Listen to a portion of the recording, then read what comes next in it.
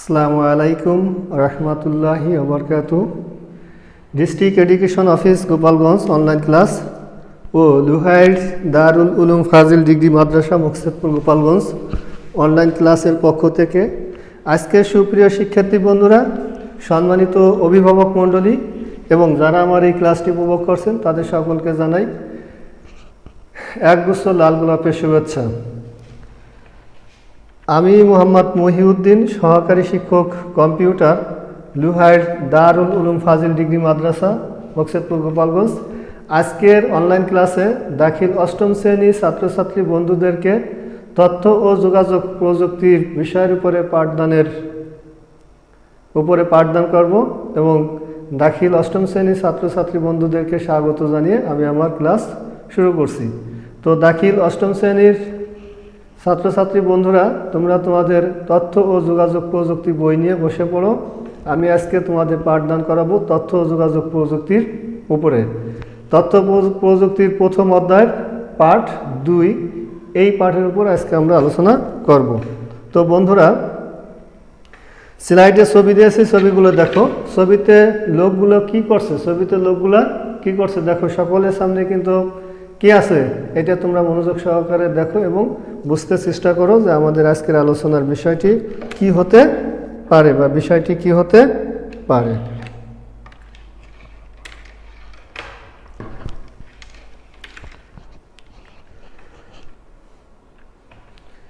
এই ধরনের অফিসে কাজ করার জন্য কর্মীদের কি কাজ জানতে হবে? এই যে অফিসে কাজ করতেছে, এই জায়গা যারাই কাজ করতেছে তাদেরকে কি ধরনের কাজ করতে হবে এবং কি কাজ তারা জানতে হবে, অর্থাৎ জানতে হবে কোন কাজটি তাদের, এই কাজটি করার জন্য কোন কাজটি তাদের জানতে হবে। তো এই জানতে হবে আজকের আলোচনার বিষয় কর্মসৃজন ও কর্মপ্রাপ্তিতে তথ্য ও যোগাযোগ প্রযুক্তি, অর্থাৎ কর্মসৃজন ও কর্মপ্রাপ্তিতে। কর্মসৃজন মানে কি? সৃজন মানে সৃষ্টি করা। এই কোনো কর্ম মানে কাজ, কোনো কাজকে সৃষ্টি করতে হলে এবং যে কাজটি সৃষ্টি করলাম সেই কাজের উপরে তার কি প্রাপ্তি পেলাম, অর্থাৎ আমি যে একটা কাজ করলাম সেই কাজ থেকে আমার প্রাপ্তিটা কি, আমার ফলাফলটা কি, সেই বিষয়ের উপরে তথ্য যোগাযোগ প্রযুক্তি কি করে। তো আমাদের আজকের আলোচনার বিষয় বা আজকের পাঠের বিষয় হচ্ছে কর্মসৃজন ও কর্মপ্রাপ্তিতে তথ্য ও যোগাযোগ প্রযুক্তি। আজকে যে শিক্ষণফল 4টি নিয়ে আলোচনা করব, সেই শিক্ষণফল 4টি হচ্ছে আইসিটি ব্যবহারের কর্মক্ষেত্রে প্রাপ্তির সুবিধা সমূহ বর্ণনা করতে পারবে, আইসিটির প্রভাবে মানুষের কাজের ধরন পরিবর্তনে ব্যাখ্যা করতে পারবে, আইসিটি বিস্তারের ফলে নতুন কাজের সৃষ্টি সম্পর্কে ব্যাখ্যা করতে পারবে, ঘরে বসে আয় করার ক্ষেত্রে আইসিটির ভূমিকা ব্যাখ্যা করতে পারবে।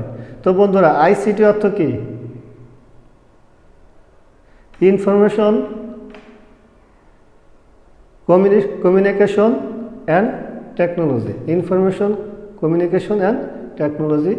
এইটা আমরা ব্যবহার করে কিভাবে কর্মক্ষেত্রে প্রাপ্তি ও সুবিধা করতে পারবো, আমাদের কর্মক্ষেত্র কি এবং এটার সুবিধা কি হবে, আইসিটির প্রভাবে মানুষের কাজের ধরন পরিবর্তন কি হবে সেটা ব্যাখ্যা করতে পারবে, আইসিটি বিস্তারের ফলে নতুন কাজের সৃষ্টি সম্পর্কে ব্যাখ্যা করতে পারবে, ঘরে বসে আয় করার ক্ষেত্রে আইসিটির ভূমিকা ব্যাখ্যা করতে পারবে। আইসিটি ব্যবহারে কর্মীর দক্ষতা, অর্থাৎ আইসিটি ব্যবহার করতে হলে, তথ্য ও যোগাযোগ প্রযুক্তি ব্যবহার করতে হলে অবশ্যই কর্মীকে কি করতে হবে? স্বয়ংক্রিয়, এই যে শিল্প কারখানায় স্বয়ংক্রিয় যন্ত্রের মাধ্যমে কার্য সম্পাদনা করছে, অর্থাৎ এই কারখানায় কোনো মানুষ কাজ করে না, এটা যন্ত্রের মাধ্যমে এবং স্বয়ংক্রিয়ভাবে এই কাজটি করে। যদিও এই কাজটি পরিচালনা করে কোনো একজন মানুষ, সে এটাকে লিড দেয় বা এটাকে একটা মিশন দিয়ে দেয়, সেই মিশন অনুযায়ী সে চলতে থাকে। আমরা যদি বলি যেমন একটা সেলো মেশিন চালু করার পরে ওখানে আর কোনো লোকের প্রয়োজন হয় না, যতক্ষণ আমাদের তাকে দিয়ে কাজ করানো দরকার ততক্ষণ সেলো মেশিনটি কাজ করবে, আমাদের কাজের শেষে আবার সেলো মেশিনটি বন্ধ করে রাখতে হবে। এটা সেলো মেশিনের ক্ষেত্রে। কিন্তু বর্তমান আরও উন্নত প্রযুক্তি হয়েছে, যেমন আমরা যদি আইসিটি সম্পর্কে বা এই বর্তমান যুগে তথ্য প্রযুক্তি বা বিজ্ঞানের জয়গান যদি আমরা দেখি সংক্ষিপ্তভাবে, একেবারে আমাদের হাতের নাগালে যেটা আছে সেটা একটা রাইস কুকার। তুমি প্রয়োজন মতো চাউল এবং পানি দিয়ে কারেন্টে বসিয়ে দিবে, ও ঠিক ভাত রান্না করার পর অটোভাবে এই রাইস কুকারটি বন্ধ হয়ে যাবে, অর্থাৎ তোমার ভাত রান্না করা হয়ে যাবে।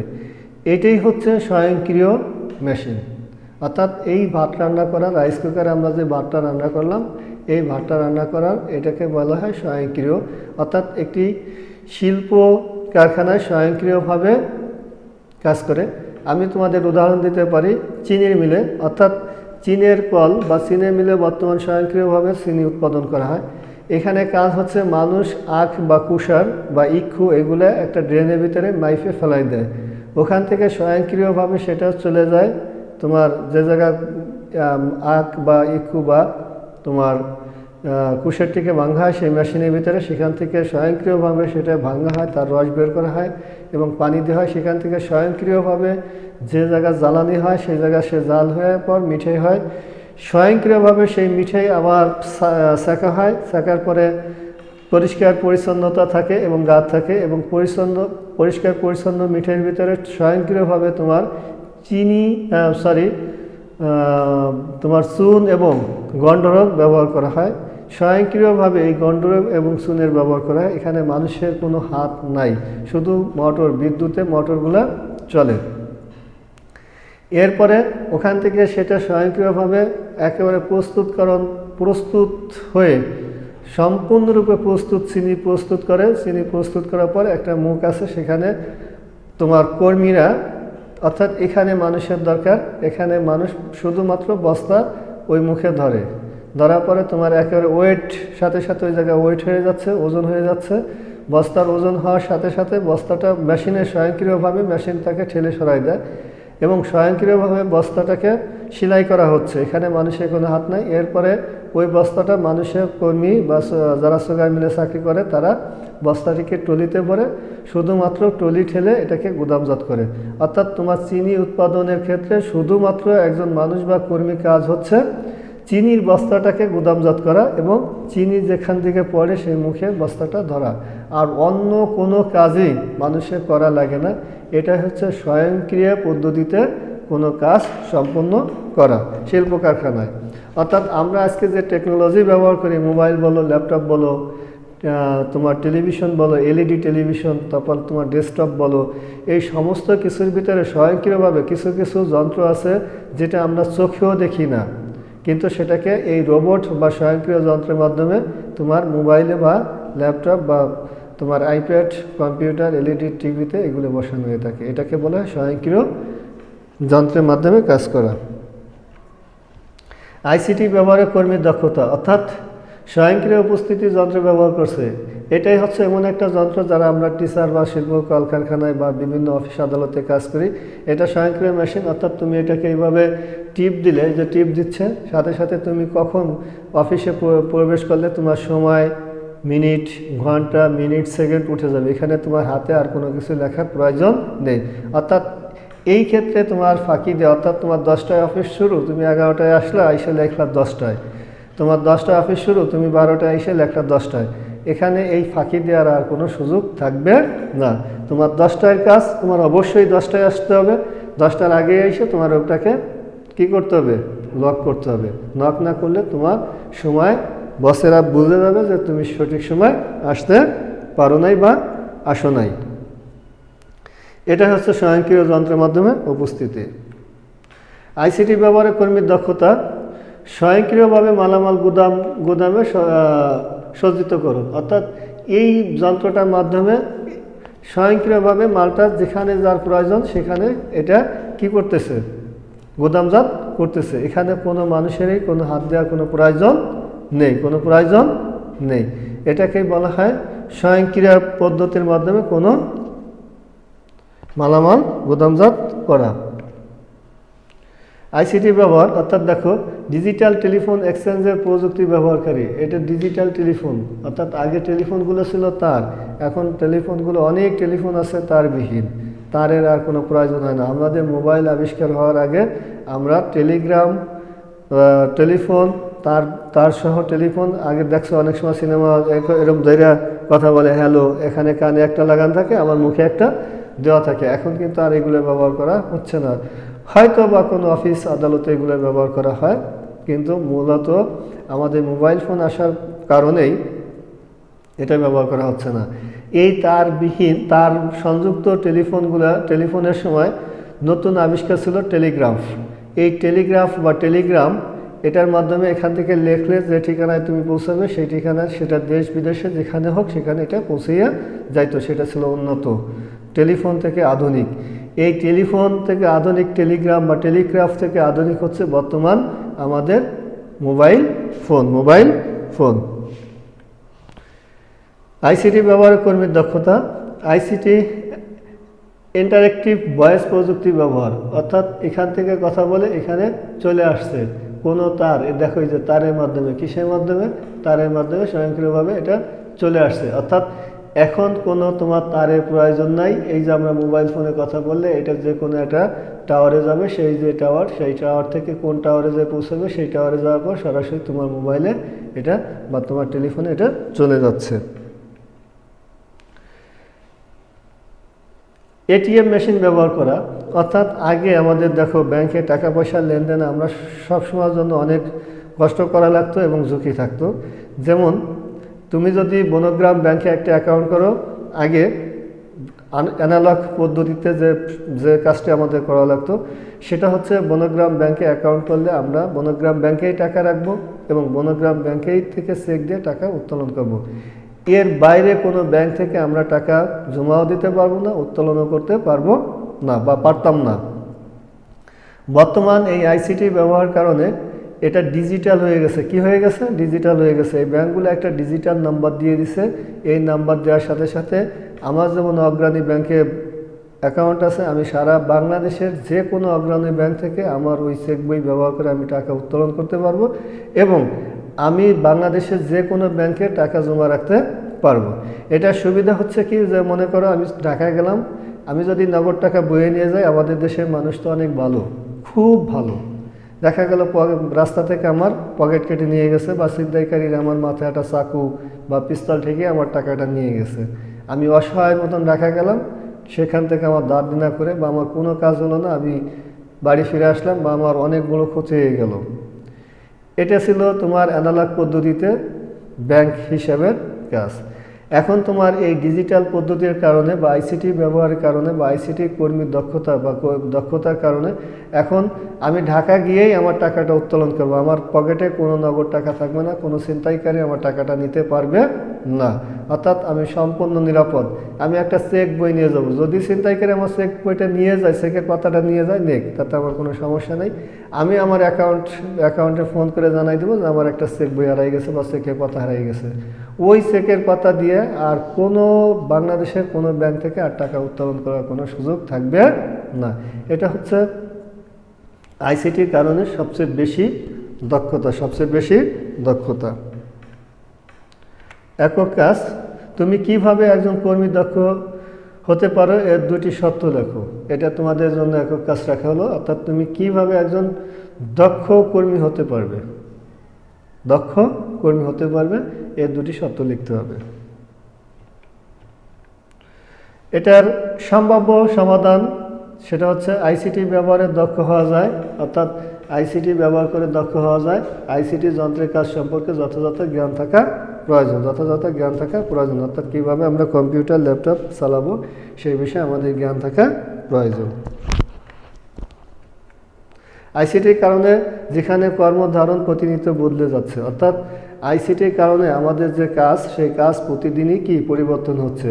যেমন আগে তোমার মানুষ হাতে লিখত, এই হাতে লেখার কারণে আমাদের বিভিন্ন সমস্যা হতো, অর্থাৎ বানান ভুল হলে ওই জায়গায় কাটা লাগতো, আর কাটলে পরা আর ওই চিঠিটা আবার ছিঁড়ে আবার নতুন করে লেখা লাগতো, বিশেষ করে অফিসের যে কাগজপত্র ছিল সেগুলো। কিন্তু বর্তমানে এই ডিজিটাল বা আইসিটি ব্যবহার কারণে আমাদের এই হাতের লেখা চিঠিটা বারে বারে লেখা লাগে না। তোমরা সকলেই জানো যে আমরা কম্পিউটারের মাধ্যমে লিখি বা ল্যাপটপের মাধ্যমে লিখি, লেখায় কোনো ভুল হলে আমরা এটা ব্যাক স্পেস দিয়ে কেটে দেই, কেটে দেওয়ার পরে আমরা নতুনভাবে আমরা আবার ওটা লিখি। অর্থাৎ এখানে আর কাটাকাটির কোনো প্রয়োজন হয়, মানে কাটাকাটির কোনো কাগজ থাকে না, বা বারবার আমাদের কোনো কাগজ পরিবর্তন করা লাগে না। অর্থাৎ উদাহরণ হিসেবে বলতে পারি যে আমি মাদ্রাসার পক্ষ থেকে একটা অ্যাপ্লিকেশন লিখলাম আমাদের মাধ্যমিক শিক্ষা অফিস মুকসিদপুর গোপালগঞ্জ উদ্দেশ্যে। লেখা শেষে দেখা গেল দুইটা বানান ভুল হয়ে গেছে, প্রিন্সিপাল হুজুর বললো দুইটা বানান ভুল, সে এক টান দিয়ে কেটে দিল।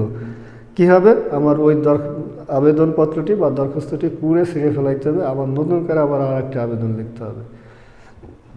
আল্লাহ না করুক এইভাবে যদি একদিনে 3-4টে কাগজ বা আবেদন লেখা লাগে তাহলে অবস্থাটা কি দাঁড়ায়, বুঝতে পেরেছো তোমরা বন্ধুরা আশা করি।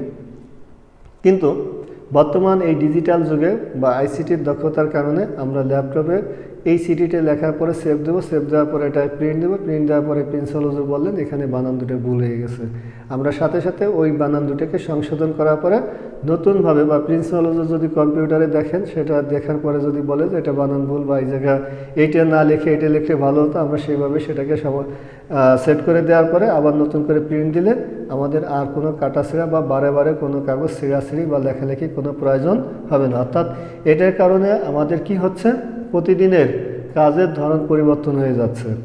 আবার শুধু কি চিঠি, দেখো আমি যদি একটি চিঠি লিখি সেই চিঠিতে আইসিটির কারণে আমি চিঠির পাশে একটি ছবি দিয়ে দিতে পারি, যেমন সড়ক দুর্ঘটনা আমার এক বন্ধু মারা গেছে, আমি সেখানে একটা সড়ক দুর্ঘটনার ছবি দিতে পারি, কিন্তু হাতে লেখলে এই ছবিটা কখনো কোনো অবস্থাতে দেওয়া যাবে না। এখন কম্পিউটারের থেকে আরও আধুনিক হচ্ছে SMS করা। মোবাইল ফোনে আমরা কর্মক্ষেত্রে যে কোনো তথ্য SMS করে দিলে সাথে সাথে সেটা আমাদের যার কাছে পাঠানোর দরকার তার হাতে এটা চলে যাবে। অর্থাৎ এখানে তোমার অনেক সময় সাশ্রয় হবে। যেখানে আগে একটি চিঠি, যদি মনে করো সৌদি আরব তোমার বাবা বা ভাই থাকেন, একটা চিঠি তার কাছে পৌঁছাইতে সময় লাগতো 3 মাস, আবার তার কাছ থেকে একটি চিঠি আমাদের কাছে আসতে সময় লাগতো 3 মাস, অর্থাৎ 6 মাস পরে একটা চিঠি আদান প্রদান করা হতো। আবার অনেক সময় চিঠিটি হারিয়ে যেত বা কোনো গোলযোগ কারণে চিঠিটি আমাদের হাতে এসে নাও পৌঁছাইতে পারে। কিন্তু বর্তমান আধুনিক যুগে এই ডিজিটাল পদ্ধতির কারণে বা আইসিটির দক্ষতার কারণে বা বিজ্ঞানের চ্যালেঞ্জিংয়ের কারণে বা বিজ্ঞানের উৎকর্ষ সাধনার কারণে, যেটাই আমরা বলি না কেন, যে এই যে মোবাইল ফোন আবিষ্কার হয়েছে, আমরা মোবাইল ফোনের মাধ্যমে 1 সেকেন্ডের ভিতরে আমরা আমাদের খবর সারা পৃথিবীর যে কোনো জায়গায় পৌঁছে দিতে পারি বা আমরা আমাদের খবরটাও নিতে পারি। এটাই হচ্ছে প্রতিনিয়ত কর্মক্ষেত্রের ধরন পরিবর্তন। দেখো, বিশেষ ল্যাবের ছবি প্রিন্ট করে দেখাচ্ছে ডিজিটাল ক্যামেরায় ছবি তুলে দ্রুত দেখা যায়। অর্থাৎ আগে কি করা হতো, বিশেষভাবে একটা ছবি তোলা হতো ক্যামেরার মাধ্যমে, সেই ছবিটা নিয়ে তোমার ল্যাবে সেটাকে প্রিন্ট দেওয়া হতো। তার প্রিন্ট দেওয়ার পরে 3 দিন 5 দিন 7 দিন 8 দিন, আমরা যে সময় বিশেষ করে 9-এ প্রথম রেজিস্ট্রেশন করলাম, পাসপোর্ট সাইজের সাদা কালো ছবি তোলা হতো। আজকে ছবি তুলে আসলাম, 2 দিন পরে সেই ছবি আমরা আমাদের হাতে দিল, সেটা ধুয়ে পাল্টাইয়ে। যদি ছবির কোনো ত্রুটি থাকে আবার নতুন করে ছবি তুলতে হবে, আবার 2 দিন পরে সেটা আমরা বা 3 দিন পরে পাবো। কিন্তু বর্তমান যুগে ডিজিটাল ক্যামেরার কারণে আমরা ছবি তোলার সাথে সাথে, যেমন এই যে আমি তোমাদের সাথে কথা বলতেছি বা ফেসবুকে আমরা ক্লাস নিচ্ছি, তোমাদের কাছে পৌঁছে দিচ্ছি অনলাইনের মাধ্যমে, এটাই হচ্ছে ডিজিটাল। অর্থাৎ সাথে সাথে এটা ছবিটা দেখা যাচ্ছে, আমি ছবি তোলার সাথে সাথে ছবিটা দেখতে পারবো। কিন্তু অ্যানালগ পদ্ধতিতে ক্যামেরায় ছবি তোলার সাথে সাথে ছবিটা কোনো অবস্থাতেই দেখা যায় নাই বা যাবে না, এটাকে ল্যাবে নিয়ে ধোয়ার পরে সেটা দেখা যাবে। কিন্তু ডিজিটাল পদ্ধতিতে ক্যামেরায় ছবি তুলে আর এটা ধোয়ার কোনো প্রয়োজন নেই, এটা দেখা যাবে এবং ধোয়ার পরে তো এটা আমাদের হাতে এমনি এসে পৌঁছে যাবে। এই হচ্ছে তোমার কর্মের পরিবর্তন। অফিসে গিয়ে কাজ না করে ঘরে বসে অফিসের কাজ করা যায়। যেমন উদাহরণ হিসেবে গত বৃহস্পতিবারে আমি মাদ্রাসায় আসি নাই, ছুটি নিয়েছিলাম, কিন্তু মাদ্রাসায় না আসার পরে মাদ্রাসার আমার উপরে অর্পিত যে দায়িত্ব, সেই দায়িত্ব কিন্তু আমি ঘরে বসেই মোবাইলের মাধ্যমে সেটা আমি কাজটি করেছি। যেমন আমাদের জিও অফিস গোপালগঞ্জের অফিসে আমি ফোন দিয়েছিলাম, সেই স্যারের সাথে কথা বললাম, আমাদের সমস্যাগুলো তাকে জানাইলাম, আমাদের লাইভ ক্লাসের ব্যাপারে তার সাথে আলোচনা করলাম। স্যার আমাকে সুন্দরভাবে দিক নির্দেশনা দিলেন। আমি আবার সেটাকে আমাদের টিচারদের কাছে ফোন করে জানাই দিলাম এবং অধ্যক্ষ হুজুরকে জানাইলাম। এটা কিন্তু আমার মাদ্রাসা আসলে আমার এই কাজটা করা লাগতো, আবার মাদ্রাসায় না আসেও আমি এই কাজটা করতে পারলাম। এটাই হচ্ছে অফিসে গিয়ে কাজ না করে ঘরে বসে স্বয়ংক্রিয় বা মোবাইল ফোনের মাধ্যমে আমরা এই কাজটি করতে পারি। ম্যাপ ধরে ধরে কোথাও গিয়ে তথ্য না জেনে ঘরে বসেও তথ্য জানা যায়। অর্থাৎ আগে আমরা ম্যাপের মাধ্যমে আমরা আমাদের যোগাযোগ করতাম, যেমন কোন দিকে আমরা ফরিদপুর যাব, কোন রাস্তায় যাব। বর্তমান এই যুগে কিন্তু এখন আর এই সমস্যা নেই। আমাদের আইফোন থাকলে বা আমাদের মোবাইল ফোনে তোমার এই মোবাইল ফোনগুলো থাকলে মোবাইল ফোনে একটা অ্যাপ থাকে, সেই অ্যাপ অন করলে পরে আমাদের এই মোবাইলেই সেটা বলে দেবে। অর্থাৎ স্মার্টফোনে অ্যাপ থাকলে সেই অ্যাপে আমাদেরকে বলে দিচ্ছে আমরা কোন দিকে কোনভাবে ফরিদপুরে পৌঁছাবো। এখানে কারো কাছে কোনো কিছু জিজ্ঞেস করার কোনো প্রয়োজন নেই। এটাই হচ্ছে তোমার আইসিটির কারণে যেখানে কর্মের ধরন প্রতিদিনই বদলে যাচ্ছে, আর প্রতিদিনই আমাদের এইগুলা উন্নত থেকে উন্নতর হচ্ছে। মোবাইল ফোনে কোম্পানিতে কাজের সুযোগ, অর্থাৎ আমরা যদি সুন্দরভাবে কম্পিউটার জানি, ল্যাপটপ চালাইতে পরিচালনা করতে পারি, আমাদের কণ্ঠ যদি ভালো হয় এবং আমরা যদি দক্ষতা অর্জন করতে পারি, তাহলে আমরা মোবাইল ফোনে কাজ করতে পারি এবং মোবাইল ফোন দিয়ে আমরা অনেক টাকা পয়সা ইনকাম করতে পারি। মোবাইল ফোন সেট বিক্রয়, বিপণী ও রক্ষণাবেক্ষণ। বর্তমান সারা বাংলাদেশে, সারা পৃথিবীতে প্রত্যেক আমার দৃষ্টিকোণে প্রত্যেক মানুষই মনে হয় ফোন ব্যবহার করে, যারা তোমার বিশেষ করে বয়স 10-এর উপরে এবং 90-এর নিচে আছে, তারা সকলে ফোন ব্যবহার করে। আমার জানা মতে একজন মানুষ একটা ফোন ব্যবহার করেন না, একজন মানুষ 2-3টা ফোন ব্যবহার করেন। অর্থাৎ যার ব্যবহার বেশি তাকে রক্ষণাবেক্ষণের প্রয়োজন হয়। আমরা যদি দক্ষতা অর্জন করি, আমরা প্রতিদিন এই মোবাইল সেটগুলো, নষ্ট সেটগুলো আমরা রক্ষণাবেক্ষণ করতে পারি, সারাইতে পারি এবং এটা বিক্রি করে আমাদের আয়ের উৎস বের করতে পারি বা আমরা আয় করতে পারি। মোবাইল ফোনে বিভিন্ন সেবা, অর্থাৎ মোবাইল ফোন দিয়ে বর্তমান অ্যান্ড্রয়েড সেট বা তোমার স্মার্টফোন দিয়ে আমরা বিভিন্ন সেবা পেতে পারি। সেটা আমাদের পরীক্ষা ফলাফল জানতে পারি, আমরা রেজিস্ট্রেশন করতে পারি, আমরা ফর্ম পূরণ করতে পারি, আমরা যে কোনো জায়গায় SMS দিতে পারি। অর্থাৎ বর্তমান সরকার ডিজিটাল অনলাইনের মাধ্যমে যে সেবাগুলো প্রদান করে, আমরা স্মার্টফোনের মাধ্যমে সেই সব সেবাগুলো গ্রহণ করতে পারি বা দিতে পারি। এ থেকে আমরা একটা আয়ের উৎস খুঁজে বের করতে পারি। এটা আমাদের আয় হতে পারে।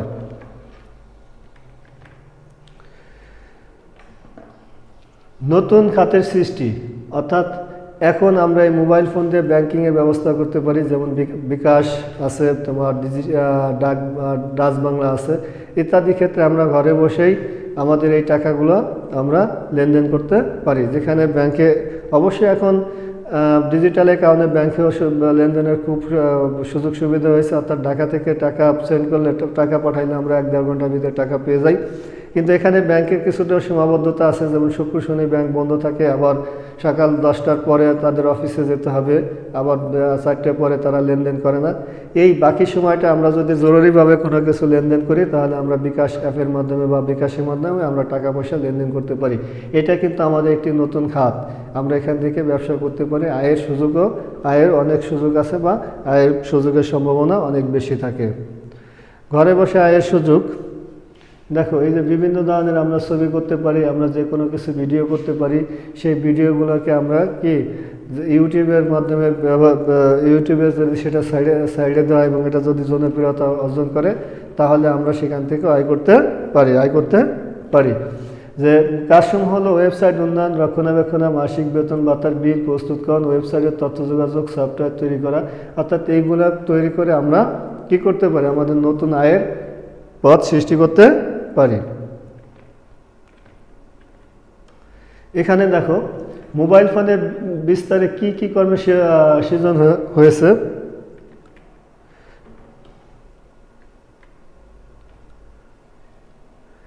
কি কর্মে সৃজন হয়েছে, এটা তোমাদের প্রশ্ন হলো। আউটসোর্সিং এর কোন কাজটি করা যায়? সফটওয়্যার ডেভেলপমেন্ট করা, অপারেটিং সিস্টেম চালানো, সিডি বিক্রি করা, কম্পিউটার মেরামত করা। আমার মনে হয় উত্তর তোমরা অবশ্যই জানতে পেরেছো যে আউটসোর্সিংয়ের মাধ্যমে যে কাজটি করা যায় সেটা আমরা কিভাবে করতে পারি।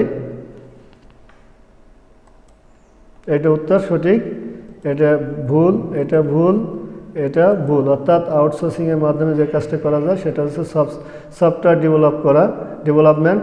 এটা করলে আমরা আউটসোর্সিং করতে পারি।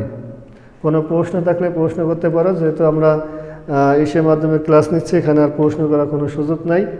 তো আমার ক্লাস আজকের মতন এখানেই শেষ করছি। যাওয়ার আগে তোমাদের একটি কথা বলি, সেটা হচ্ছে বর্তমান গণপ্রজাতন্ত্রী বাংলাদেশ সরকারের আমাদের মাননীয় প্রধানমন্ত্রী তোমাদের এই করোনাকালীন যাতে ক্লাস পড়াশোনায় তোমরা পিছিয়ে না পড়ো, সেই কারণেই তিনি অনলাইন ক্লাস এবং টেলিভিশন সংসদ টিভিতে টেলিভিশনে ক্লাস পরিচালনা করে আসছে, যাতে তোমরা ঘরে বসে তোমাদের ক্লাসগুলো দেখতে পারো, তোমরা তোমাদের পড়াশোনার কাজ অব্যাহত রাখতে পারো। এবং এই করোনাকালীন সময় তোমরা ঘর থেকে প্রয়োজন ছাড়া ঘর থেকে বের হবে না। আর যদিও প্রয়োজন ছাড়া ঘর থেকে বেরো, অবশ্যই প্রয়োজনে ঘর থেকে বেরো, অবশ্যই তোমরা কি করবে, মাস্ক ব্যবহার করবে। বাড়ি ফিরে আসে তোমরা হ্যান্ড স্যানিটাইজার বা অন্য যে সাবান পানি দিয়ে হাত পাও ধোয়ার পরে তোমরা ঘরে প্রবেশ করবে। আগামী ক্লাস পর্যন্ত সকলে ভালো থাকো, সুস্থ থাকো। আল্লাহ হাফেজ। আগামী ক্লাসে তোমাদের সাথে দেখা হবে। আজকের মতন এখানে শেষ করছি। আল্লাহ হাফেজ। আসসালামু আলাইকুম ওয়া রাহমাতুল্লাহি।